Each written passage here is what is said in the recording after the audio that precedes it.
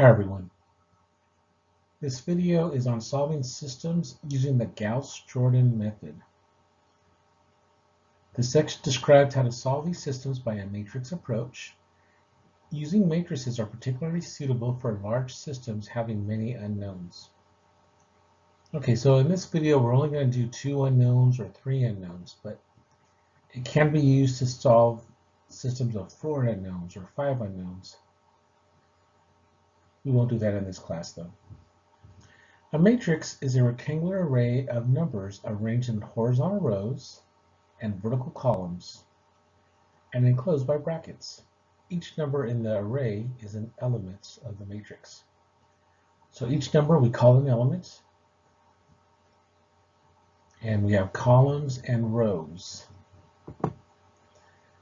This matrix that we have above has 2 rows and 3 columns. We read the rows first. It's called a 2 by 3, 2 rows by 3 columns, 2 by 3. A matrix with m rows and n columns is an m by n matrix. The number of rows is always given first. So here's some examples. The first one would be a 3 by 2, 3 rows, 2 columns. The second one would be a 3 by 3. 3 rows, 3 columns. And the last one would be a 1 by 4, 1 row, 4 columns.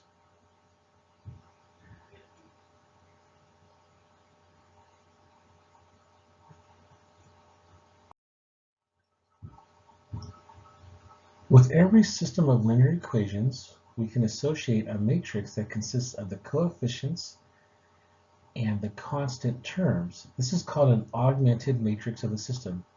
So this is the augmented form. So notice on the left we have 2x plus 3y equals -8. So we're just going to put the numbers, the constants and the coefficients. So 2, 3, -8. That's in the top row. And the bottom row, 5x minus y equals 7, 5, -1, remember there's a negative sign, so that's a -1, and then 7. That's a 2 by 3 matrix. Sometimes we put a little dashed line where the equals would go, so to separate the variables from the constants. You don't have to. I kind of like it, but it's totally up to you. The second one has 3 rows, 4 columns. So 5, 2, -6, -13, that's the top row. 3, -1, 1, 15. And it's missing the x in the bottom row, so you have to put a 0 in that position. So 0, 3, -8, 17. So that's called an augmented matrix. It's the same numbers, just no variables. The rows of the augmented matrix can be treated just like the equations of a system of linear equations. Since the augmented matrix is nothing more than a short form of the system, any transformation of the matrix that results in an equivalent system can be performed. So we're just saying we could do the same row operations. We could switch rows. We could add rows together. We could multiply a row by any number.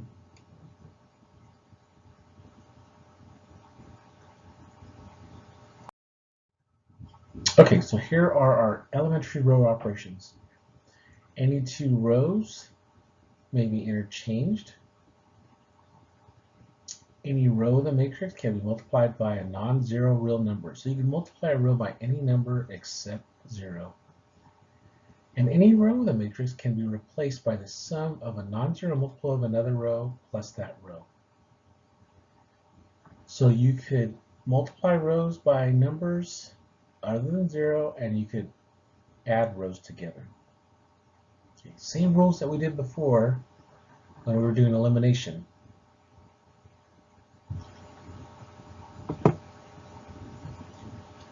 Okay, here's our goal. The goal is to transform the augmented matrix into one in which the variables will be easy to see. Since each column of the matrix represents the coefficients of one variable, it should be transformed so that it is of the form So notice what we have here, 1, 0A, 0, 1B. So we want ones along the diagonal and zeros in the other two positions. Once it's in that form, that gives us x equals A and y equals B. So that's our goal, to get ones along the diagonal and zeros in the other two positions.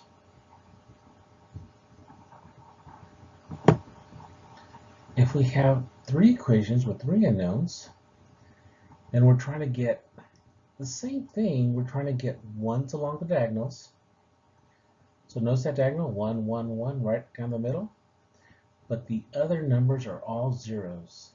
And that's x equals A, y equals B, and z equals C.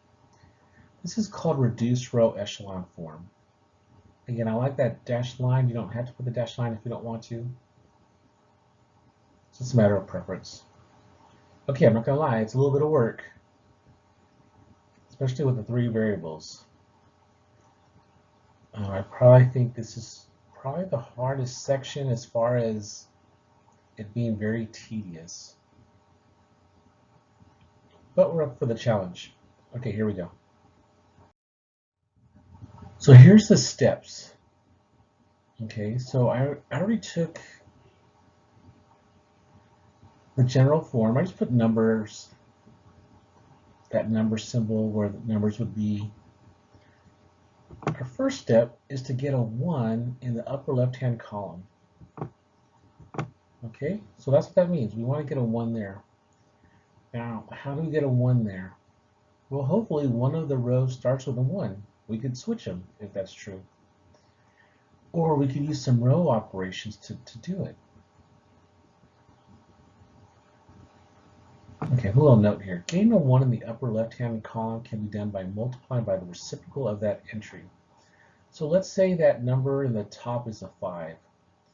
You could multiply that row by 1/5. That'll do it.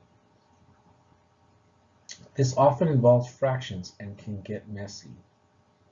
So using row operations is often easier.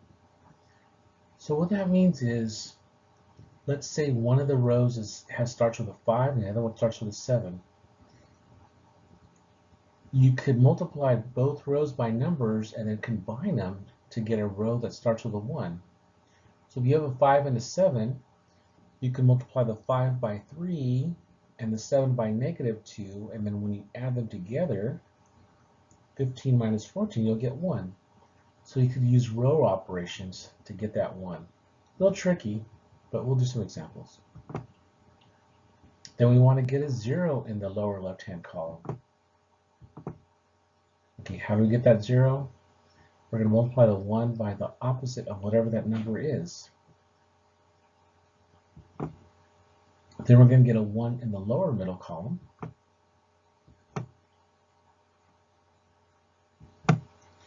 And then get a 0 in the top row, middle column. And that'll give us our answers, x equals A and y equals B. Okay, so I know it looks complicated. Keep in mind that this is what we're trying to do. We're trying to get a 1 in the top, then a 0 below it. Then a 1 on the bottom in the middle row, in the middle column, and then a 0 above it.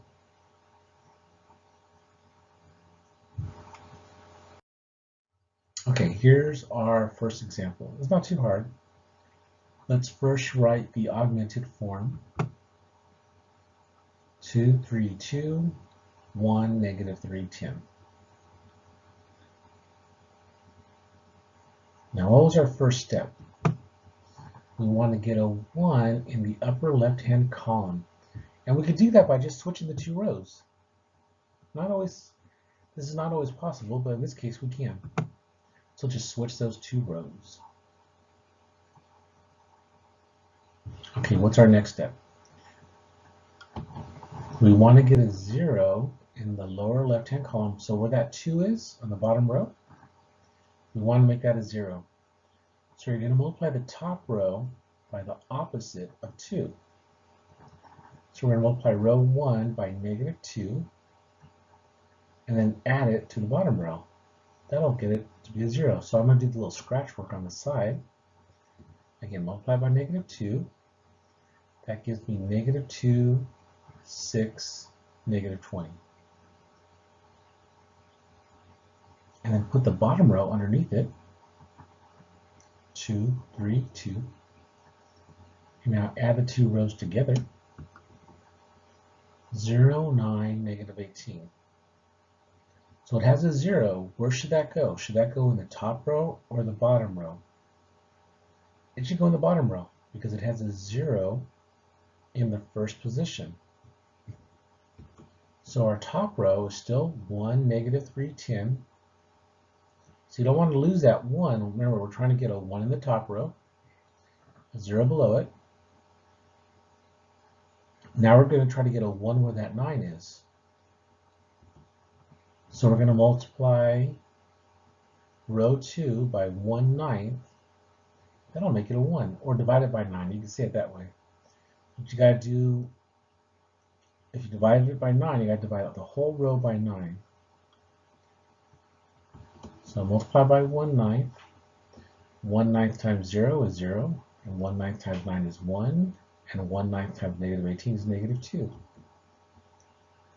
So 0, 1, -2. That's our new bottom row. Top row is still the same, 1, -3, 10. Now our next step is to get rid of that -3. We want it to be a 0. So we're going to use the 1 that we have below it. We're going to multiply the bottom row by the opposite of the number above.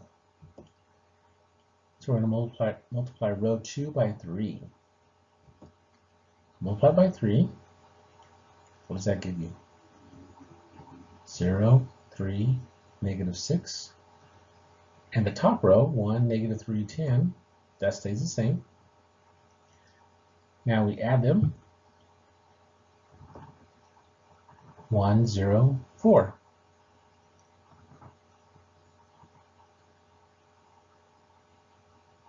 That's going to go where? Is that a bottom row or is that a top row?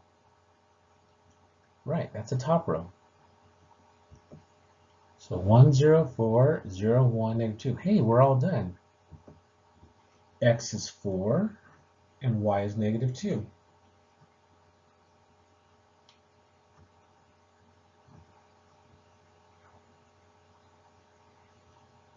All right, let's try another one. Okay, here's another example, a little bit more interesting this time. Let's write it in augmented form. Okay, that gives us 5, 3, -1, 7, -2, -20. Now, where the 5 is, we want there to be a 1. So we can multiply that row by 1/5. You can see what the problem is though, right? You're going to get fractions. 1/5 times 5 is 1, but 1/5 times 3 is 3/5. And 1/5 times -1 is -1/5. All right, sometimes we have to do that, so I'm not saying we don't have to, but we could try to work around it, kind of be sneaky, so to speak. Using the 5 and 7, how can we get a 1? Well, we can multiply the 5 by 3, that'll make it 15, and the 7 by -2, that'll make it -14. That'll work. We could also multiply the 7 by 3 to get 21, and the 5 by -4 to get 20, -20. Suppose there's different options. Okay, let's do the first one.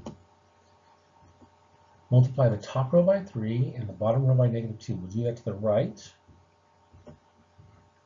15, 9, -3. -14, 4, 40. And then we add that up together, and that's 1, 13, 37. Remember to always pause, make sure you catch up. Okay, so 1 13th 37, should that go in the top row or the bottom row? Yeah, it should go in the top row because it starts with a 1. We're trying to get a 1 in the upper left-hand column. So we'll leave the bottom row the same. So 1 13 37, that's our new top row, leave the bottom row the same.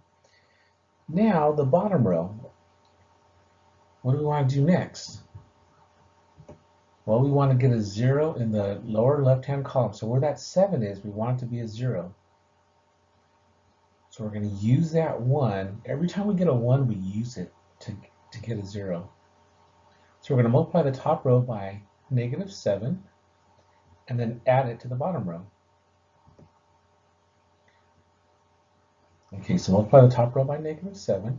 What does that give you? And then the bottom row stays the same. Okay, so -7, -91, -259. Bottom row stays the same. We add them together, 0, -93, -279. Where should that go? That should go in the bottom row. And we don't want to lose the 1 in the top row.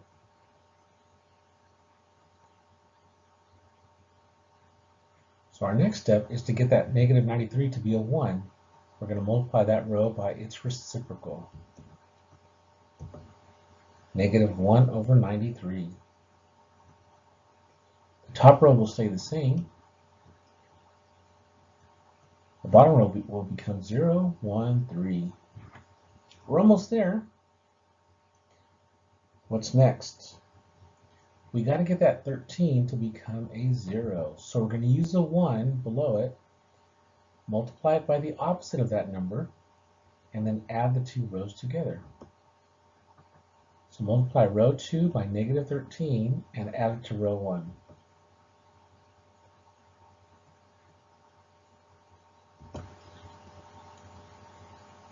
Okay, 1, 13, 37, that's the top row. 0, -13, -39, that's the bottom row. It adds to be 1, 0, -2. Where should that go? It starts with a 1. That should be our new top row. We're all done. Our answer is -2, 3.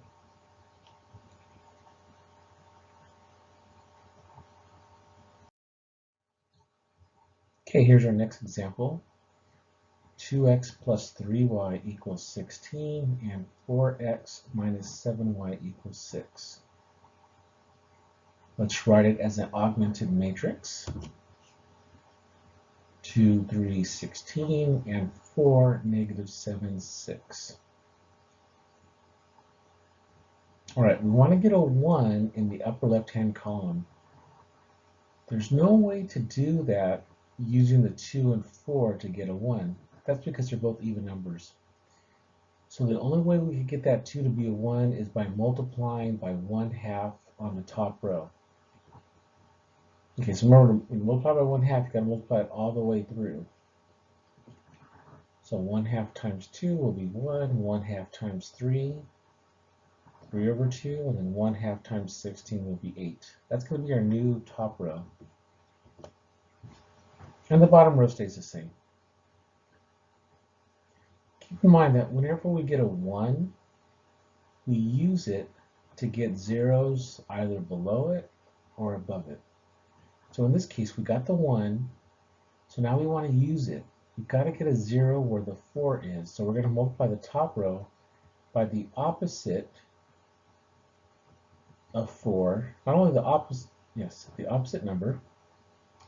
So we're going to multiply the top row by -4.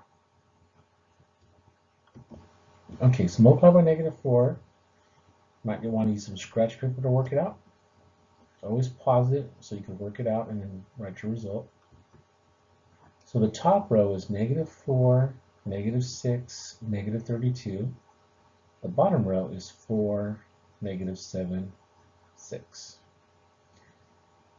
Add those two rows, 0, -13, -26. So it starts with a 0. That's going to be our new bottom row. because we wanted a 0 in the first position of the bottom row.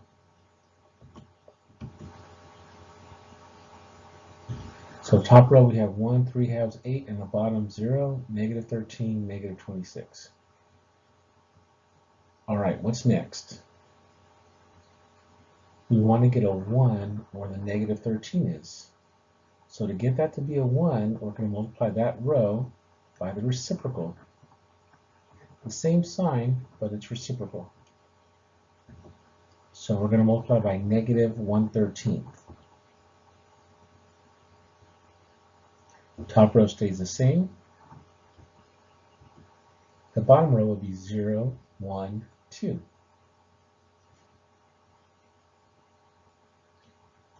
Okay, next step. We want the 3/2 to be a 0. So we just got a 1, so we're going to use it to get rid of that 3/2. We got to multiply the bottom row by the opposite of the 3/2. That'll be -3/2.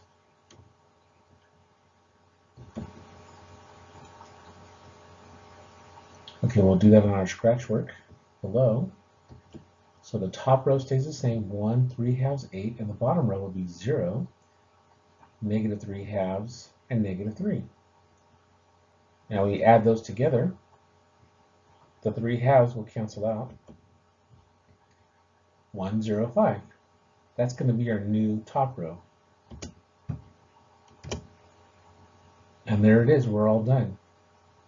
We got 1, 0, 0, 1 on the left-hand side, so our answer is 5, 2.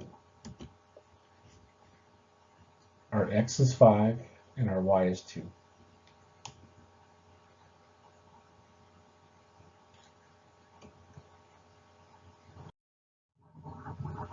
Okay, what if we have 3 variables, x, y, and z? Then we're going to get a 3 by 4 augmented matrix. Okay, this is a little bit tricky, but here's our basic steps. We want to get a 1 in the upper left-hand column. Okay. Remember, when we get a 1, then we use it to get zeros above or below it. So we're going to use that 1 to get zeros below the 1 in the first column. So that's actually 2 steps in 1 right there. Our next step is to get a 1 in that middle row, second column. Okay. Then we want to use it to get zeros above or below. I kind of like to get just the 0 below it first, but you do have the option of getting rid of the number above it also and getting that to be a 0 at the same time. So it's not a hard rule, but I'm going to just focus on getting a 0 below that 1. Okay. And then our next step is to get a 1 in that third column, third row.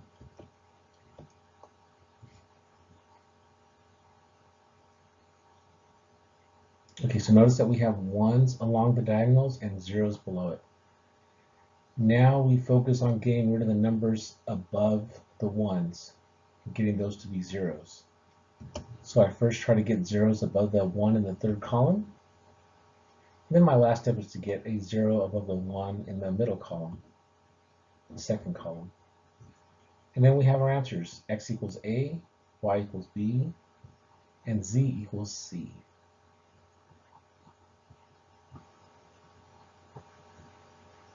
I know it is kind of a mess. It's very tedious. X equals A, Y equals B, and Z equals C. All right, here we go. Okay, 3 variables, X, Y, and Z. It's going to take a little bit of paper, so don't try to start this problem on the bottom part of your page. Start on a new page. All right, so first thing is write it in the form of an augmented matrix. So just write down the numbers 2, 1, 1, 4, 1, 1, -1, -3, 5, -1, 2, 23. 23, okay.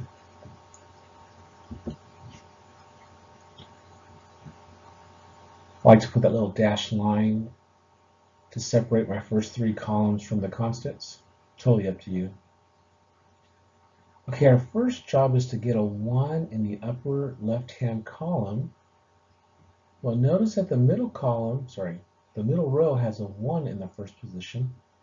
The easiest way to get a 1 in the top row is just to switch the two rows. Can't always do that, but hey, we got lucky on this one. So switch the top two rows. And now we have a 1 in the top row, the first column. Whenever we get a 1, we use it to get zeros above or below it. So we're going to use that 1 to get rid of the 2 and the 5. So it's going to be two steps here. First, we're going to multiply the 1 by -2. I should say we're going to multiply the top row by -2 and then add it to the second row.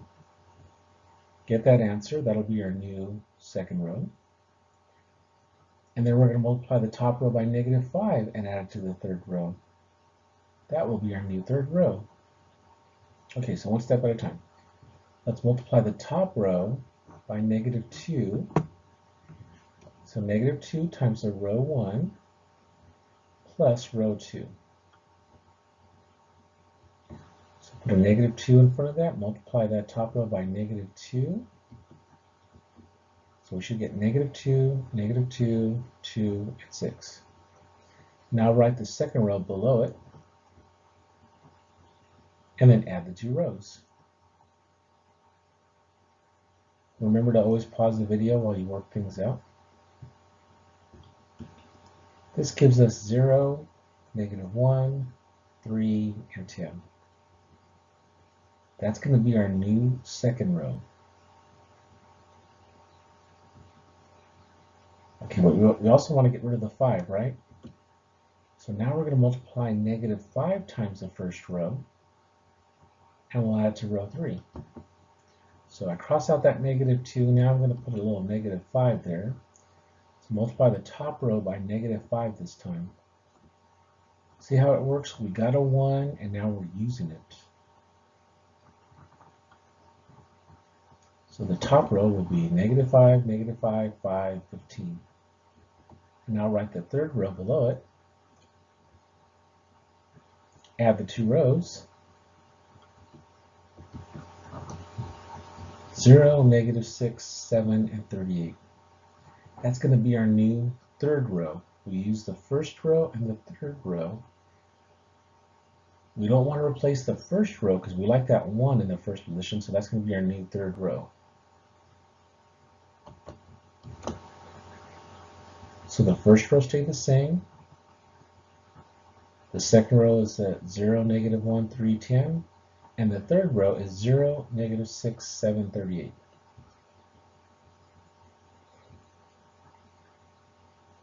Okay, our next job is to get a +1 in the second row, second column. It's almost there, it's a -1, but we want it to be a +1. So the easiest way to get that to be a +1 is just to multiply it by -1. Okay, now let's say it was a 5. You could get rid of that 5 and make it a 1 by multiplying by 1/5. Or you could use a combination of a 5 and -6 to get a 1, like we did on the previous examples. So in this case, it's kind of easy. We're going to multiply our second row by -1.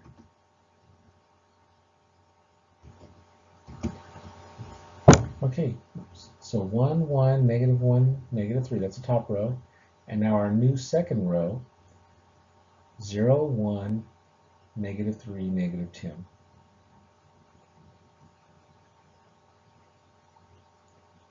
Okay, now we got to get that -6 to be what number?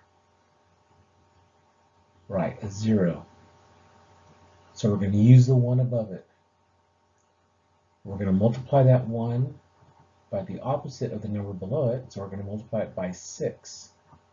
Add the two rows together and we'll get a 0 there. So 6 times row 2 plus row 3. So multiply a 6 through. 0, 6, negative 18, negative 60. And then the bottom row is 0, negative 6, 738. Add our two rows. 0, 0, negative 11, negative 22. That's our new third row. Remember, we want a 0, 0, and then a 1 on the bottom row. So we're getting there. We got to get rid of that negative 11. We got to get that to be a 1. How do we get the negative 11 to be a 1? We multiply it by its reciprocal. So you multiply it by negative 1/11.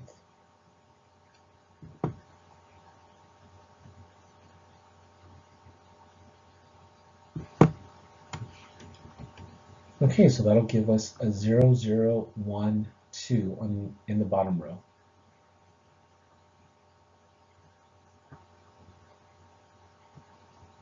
Yes, kind of a few steps, right? But you're almost there. Hang in there. Now we got to get rid of the negative 3 and the negative 1 above the 1 in the third column. Okay, so let's get rid of, what should we get rid of first? The negative 3. So we're going to multiply 3 times the third row. Again, we got it to be a 1, right? So we're going to multiply it by the opposite of the negative 3. So it'll be positive 3. And then we're going to add to it the second row. That'll be our new third row. Sorry, that'll be our new second row. So the second row doesn't change here, but you multiply the bottom row by 3.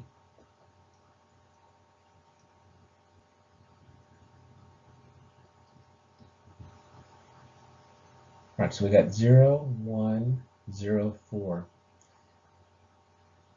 Sometimes people get confused. Where should I put it? Look at the numbers. It's a 0, and then a 1, and then a 0. Should that go in the bottom row? No. It should go in the middle row, right? Because it's got a 1 in the second column, and it's got a 0 before it and after it. So that should go in the second row. Okay, now we're going to get rid of the negative 1 above the negative 3 that's there. And we can just add those two rows together, row 1 plus row 3. So I'm writing the top row, 1, 1, negative 1, negative 3. And I'm adding the bottom row, the third row, 0, 0, 1, 2. What does that give us? 1, 1, 0, negative 1. Where should that go? That's our new row 1. Remember, it has a 1 in the first position, so that should always be our row 1. We're adding row 1 and row 3. That could either replace row 1 or row 3. Whatever row you use, you can replace that row. But you don't want to go backwards. You know, our row 3, we don't want to replace that with row 3. We already got in the right form. We already got 0, 0, 1, 2 for our third row. So we wouldn't want to put 1, 1, 0, negative 1 in the third row. Okay, so that's our new top row. And the 0, 1, 0, negative 4, that's our new second row.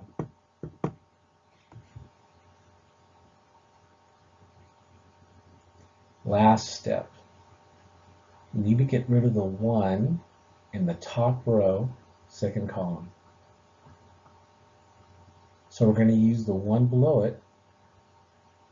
You want it to be the opposite of the number above it, so we're going to multiply the middle row by negative 1 and then add the two rows. So multiply the middle row by negative 1. So the top row stays the same, 1, 1, 0, negative 1, and 0, negative 1, 0, 4. That gives us 1, 0, 0, 3. We've just about done it. That's our new top row.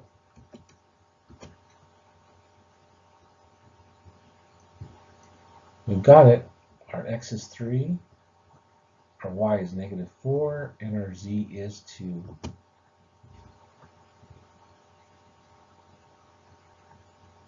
Okay, I know, kind of a long video here, right? We're almost done. We're just going to do a little talking on the next slide. Okay, so we're not going to do any more examples, but I just want to talk about this situation. Let's suppose our bottom row looks like this, 0, 0, 0, 11. That would mean that 0x plus 0y plus 0z equals 11. That doesn't make any sense, right? That would be no solution, or inconsistent.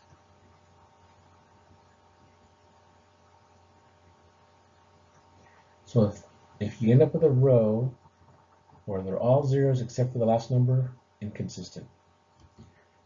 On the other hand, if they're all zeros, this could be true for all x, y, and z.